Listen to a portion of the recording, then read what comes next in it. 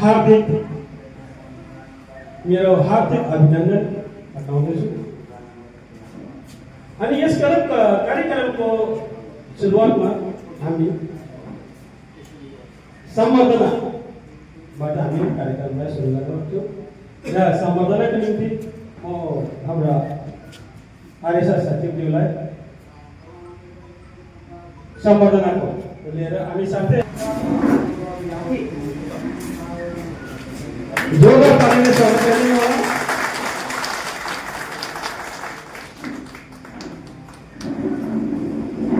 अनि यहाँ हुनुहुन्छ हाम्रो आरेवाका सचिवज्यू हौलदार रिटायर्ड नारायण सिंह कृष्ण।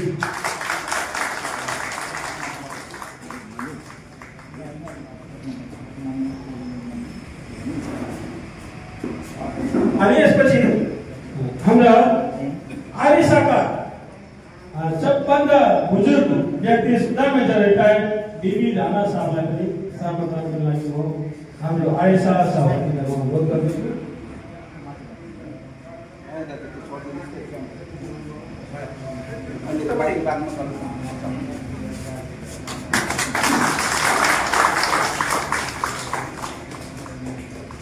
अनि यसपछि म हाम्रा सुबेदार रिटायर्ड पुष्पा छेत्रीज्यूलाई अनुरोध गर्दछु। उहाँले हाम्रो आरएसएस सभापतिज्यूलाई सम्बोधन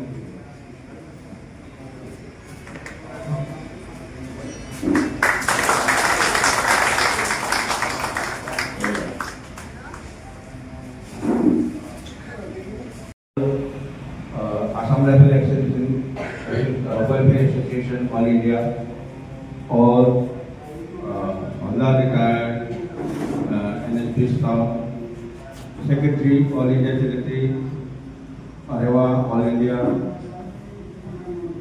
साथ ही ऑल इंडिया के अध्यक्ष सुबेदार रिटायर्ड VT नया सर, वहाँ से मैं अनुरोध करना चाहूँगा कि दोस्तों हमारे बीच वो धन्यवाद सर।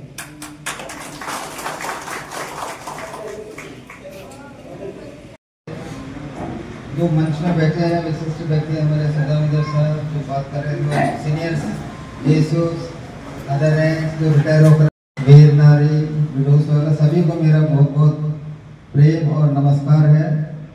और मुझे खुशी हुआ ये पहला आरएसएस सेंटर है। वैसे मैं नेपाल इंडिया के जगह जगह पर जाकर देखा है। आप लोगों का तो एक बिल्कुल कैंप है अपना, आपका अपना।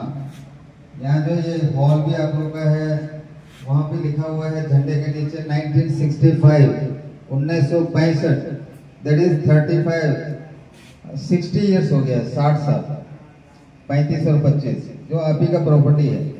ऑफिस में अभी गया नहीं है, मुझे मेरा गला खटखटे से बोल रहा था सुबेदार पुरोहित साहब कि आरएसआ विष्णुपुर या जागुन का ऑफिस जो है यूनिट का सीओ ऑफिस से भी बढ़कर है करके, पता नहीं जाने से देखकर पता चलेगा।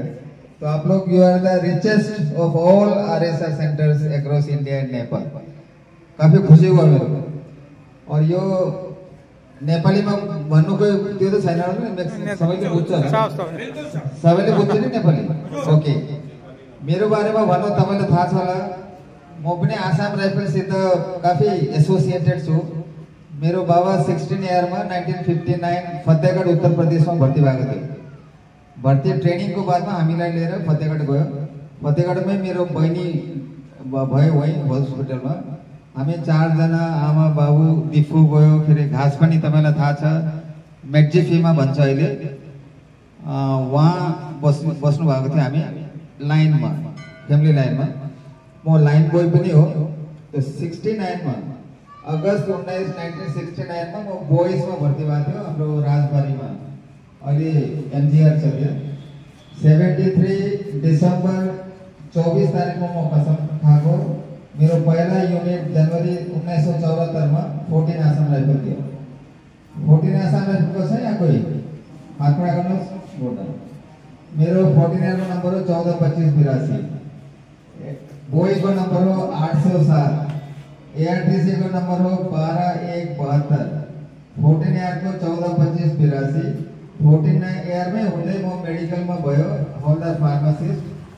फिर 10 साल को बाद 1984 में म 4 इयर में जानुभयो किनभने तपाईलाई थाहै छ 13 सालको उमेरमा गोइमा जाँदा म 6 क्लास पढेको थिएँ र फेरि 14 इयर मैले प्रोग्रेस गरेर 10 क्लास पास गर्यो नागाल्यान्डदेखि प्री युनिभर्सिटी गर्यो फेरि ग्रेजुएसनको लागि म रिक्वेस्ट गरेर 4 इयरमा गएको 4 इयरदेखि यहाँ कानपोकमा म रिक्वेस्ट गरेर गएँ किनभने फार्मासिस्ट बस्थ्यो हेडक्वार्टरमा डक्टरलाई मैले रिक्वेस्ट गरेँ म एजुकेसनको बेसमै म यहाँ आएको मलाई कोर्समा पठाइदियो कानपोकमा हुँदा म मधुबुङ प्रेसिडेन्सी कलेजदेखि ग्रेजुएसन गर्यो फेरि इम्फालमा एलएमएस ल कलेज जोइन गर्दा फर्स्ट इयरको एक्जाम हुँदै 30 आसाम राइफल आयो इम्फालमा अरू 4 आसाम राइफल त्यहाँनिर पठाइदियो हामी पहिला गएको थियौँ उखरोड फेरि कामजोगमा गएर सेटल भयो फेरि म रिक्वेस्ट गरेर 30 इयरमा आयो इम्फालमा एलएलबी मैले कम्प्लिट गर्यो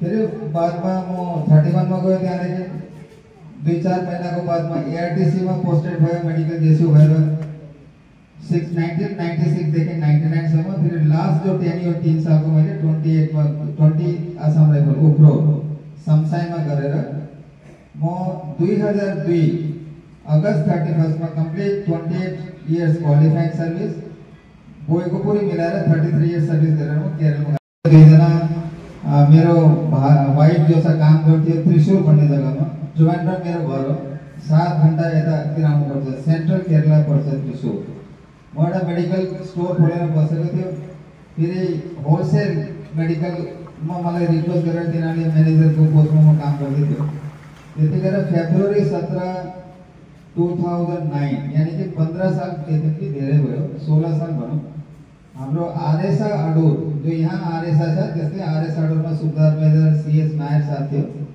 उनी म भेटेको थिएन सर्भिसमा उनीलाई कसैले भने कि यो तुलसी नायर एलएलबीहरू गरेछ उनीलाई रिक्वेस्ट गरौँ आसाम राइफललाई जो काम गरिराखेको छ हामी आर्मीको त्यसको बेनिफिट छैन त्यसको लागि काम गर्छ कि भनेर त्रिशूलमा आएर मसँग रिक्वेस्ट गर्यो फेरि मैले एप्लिकेसनहरू लेखेर 2009 देखि नै आरटीआई 2005 तपाईलाई थाहा छ राइट टु इन्फर्मेसन त्यसको बेसमा करेस्पोन्डेन्ट गर्यो आर्मी चिफलाई लेटर पठायो तिनीहरूले भन्नु सुरु गरे कि तिमीहरू एक्स सर्भिसम्यान होइन त्यसको गेजेट नोटिफिकेसन आउनुपर्छ यहाँ तपाईलाई बहुत इम्पोर्टेन्ट छ एक्स सर्भिसम्यान जस्तो भन्छ कि आसाम राइफल एक्स सर्भिसम्यान होइन त्यसको नियम मैले बताइदिन्छु थाहा गरेको राम्रै हो एक्स सर्भिसम्यान भन्ने एक्स सर्भिसम्यान रि Employment in Central Civil Services and Post Rule 1979 को नियम छ त्यसमा छ एक्स सर्भिसम्यान को डेफिनेसन